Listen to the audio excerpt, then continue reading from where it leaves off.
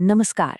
आज हम भारत की सबसे बड़ी एयरलाइन इंडिगो के सामने आए एक बहुत बड़े ऑपरेशनल संकट का विश्लेषण करने जा रहे हैं।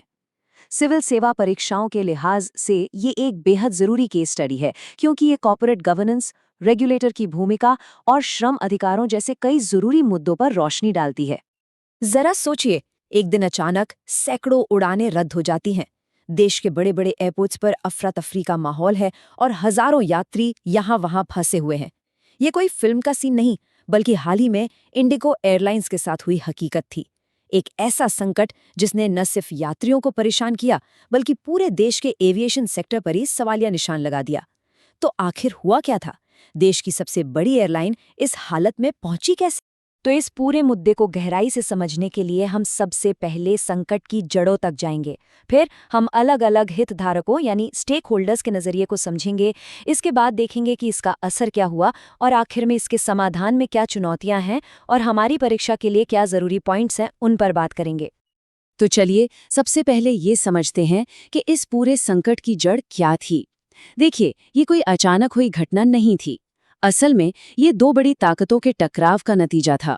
एक तरफ थे यात्री सुरक्षा के लिए बनाए गए नए नियम और दूसरी तरफ था इंडिगो का एग्रेसिव बिजनेस मॉडल, जो ज्यादा से ज्यादा मुनाफे पर फोकस करता था।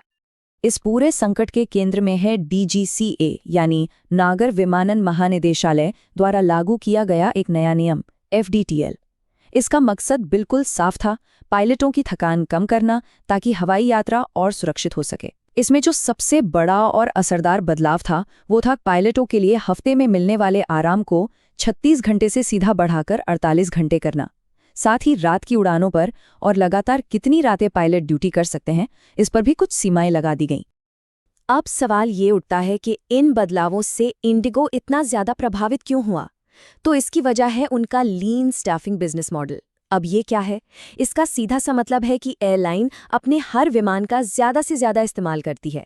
प्लेन जमीन पर कम से कम रुकता है और ज्यादा से ज्यादा घंटे हवा में रहता है। इसके लिए पायलटों को अक्सर कानूनी तौर पर तय घंटों की ऊपरी सीमा के करीब तक काम करना पड़ता है और रिजर्व में भी बहुत कम क्रू होता है।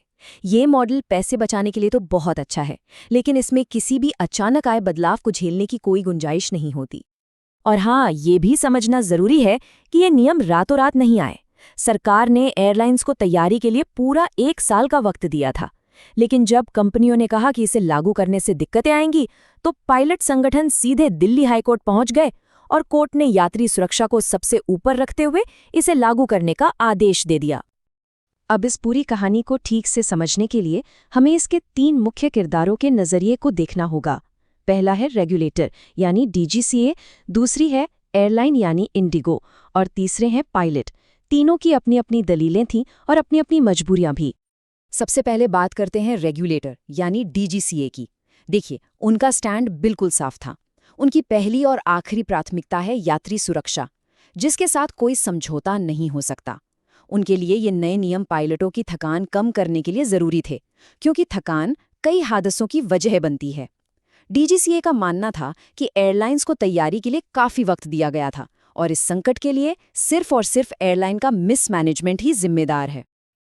अब सिक्के का दूसरा पहलू देखते हैं, यानी इंडिगो की तरफ से क्या दलील थी। उनके लिए ये नियम उनके सफल और प्रॉफिटेबल बिजनेस मॉडल पर एक सीधा हमला था। उनका पूरा सिस्टम ही विमानों के मैक्सिमम यूटिलाइजेशन पर टिका था, जो इन नियमों से अचानक रुक गया।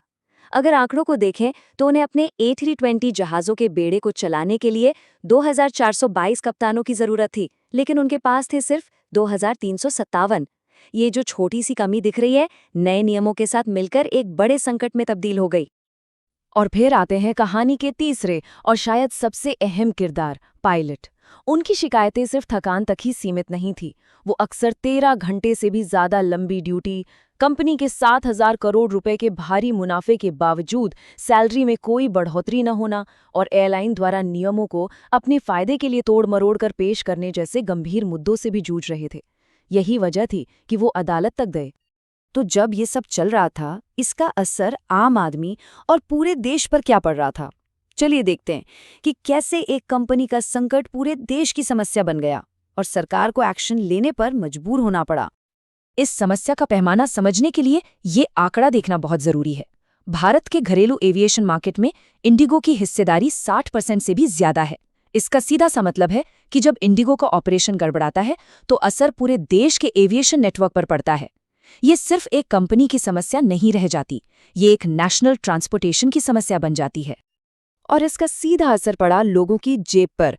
यकीन मानिए, फ्लाइट्स की कमी के चलते डिमांड इतनी बढ़ गई कि दिल्ली बेंगलुरु जैसे मेन रूट पर एक तरफ का किराया 40,000 रुपए के रिकॉर्ड स्तर पर पहुंच गया। आम आदमी के लिए ये एक बहुत बड़ा बोझ था। जब हालात इतने बिगड़े तो सरकार को बीच में आना पड़ा और उन्होंने 2 बड़े कदम उठाए।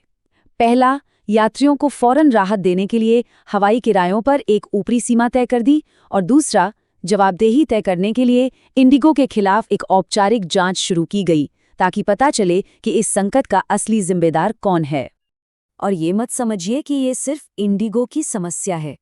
ये असल में पूरे एविएशन इंडस्ट्री की एक बहुत गहरी और लंबी चुनौती है। एक्सपर्ट शक्ति तुम्बा का तो ये तक कहना है कि 2026 तक भी कंपनियों के पास शायद पर्याप्त पायलट नहीं होंगे, भले ही ये थकान वाले नियम हटा भी दिए जाएं। ये बात इस मुद्दे की गंभीरता को दिखाती है। तो सवाल उठता है कि इसका हल इतना मुश्किल क्यों है? क्यों नहीं फटाफट नए पायलट भर्ती कर लिए जाते? चलिए अब उन दिक्कतों को समझते हैं जो इस समस्या का तुरंत समाधान लगभग नामुमकिन बना देती हैं। देखिए, एक नए पायलट को तैयार करना कोई बच्चों का खेल नहीं है। ये एक बहुत ही लंबी, महंगी और सख्त प्रक्रिया है। भर्ती के बाद पायलट को किसी खास तरह के विमान जैसे एयरबस A320 को उड़ाने के लिए एक स्पेशल ट्रेनिंग लेनी पड़ती है, जिसे टाइप रेटिंग कहते हैं। फिर उसे मिनिमम फ्लाइंग घंटे पूरे करने होते हैं और उसके बाद होती है लाइन ट्रेनिंग। इस पूरी प्रक्रिया में कई महीने लग जाते हैं, जिस वजह से पायलटों की कमी को तुरंत पूरा नहीं किया जा सकता।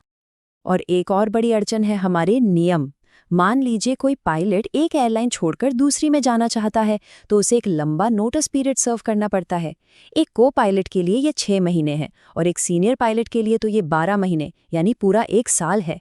ये नियम अनुभवी पायलटों को वहां जाने से रोकता है जहां उनकी ज़रूरत है और मार्केट की फ्लेक्सिबिलिटी को कम करता है। तो चलिए अब इस पूरी केस स्टडी से हम अपनी मुख्य परीक्षा के लिए क्या-क्या अहम बिंदु निकाल सकते हैं, उन्हें एक-एक करके समझते हैं। ये पॉइंट्स आपको एक बैलेंस्ड उत्तर लिखने में बहुत मदद करेंगे। सबसे पहला और ज़रूरी पॉइंट है रेगुलेटर की भूमिका। DGCA का मुख्य काम है यात्री सुरक्षा और FDTL नियम इसी का एक उदाहरण है। लेकिन यहाँ असली चुनौती है सुरक्षा के सख्त मानकों और इंडस्ट्री के विकास के बीच एक नाजुक संतुलन बनाना। एक रेगुलेटर को सिर्फ सख्ती नहीं बल्कि इंडस्ट्री की ज़मीनी हकीकत को लेकर भी सचेत रहना पड़ता है।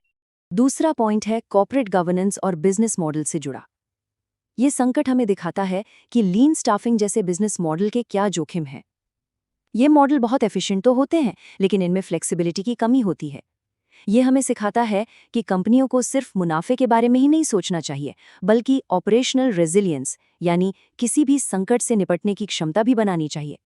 और तीसरा, लेकिन शायद सबसे ज़रूरी पहलू, वो है मानव संसाधन और श्रम अधिकारों का।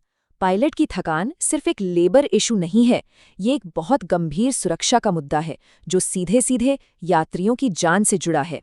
ये मामला हमें उचित वेतन, काम करने की बेहतर स्थितियों और कुशल मैन पावर के सही मैनेजमेंट के महत्व को समझाता है।